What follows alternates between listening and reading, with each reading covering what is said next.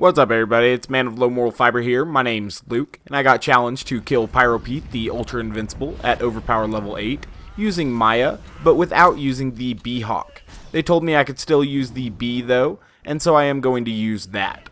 I'm using the Trespasser, like I do with Zero, to knock off Pete's face shield in order to reveal his critical spot. Now that his critical spot is revealed, I will be using the Lady Fist in Shock Element. I believe this one has a fire rate accessory as well, and I'll be using that in combination with a Chaotic Evil Cleric mod, which further boosts my fire rate and critical hit damage.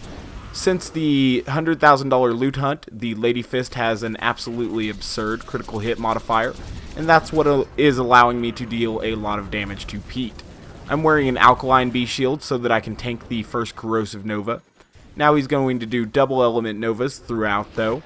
And now that he doesn't have his shock element shield, we will be dealing a lot less damage. Now, unfortunately, a lot of our damage is coming from Reaper at the moment, so once we get Pete below half health, our DPS will severely decline. But that's not too bad, because the Lady Fist is still powerful enough to kill Pete, even without any skill points, to be honest with you, especially in combination with the Bee. So we're just going to whittle Pete down now. I will use the scaffolding to avoid Novas when I know they're coming, that way I do not have to open pipes to deal with those guys. If I did have to open pipes though, Maya has great crowd control, and I'd be able to deal with those spider ants or rats fairly easily.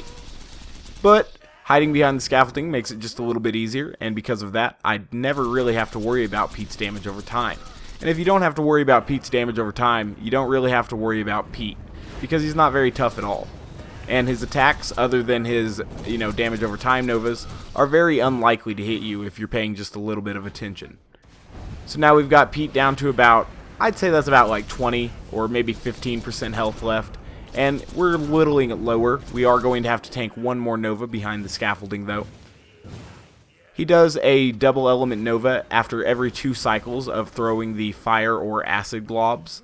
So he'll first, run at you a little bit with his flamethrower / corrosive thrower, and then he'll go into that acid glob stage. And after the second acid glob, he's always going to do a double element Nova after that. So you can time it pretty easily and just use the scaffolding to stay alive.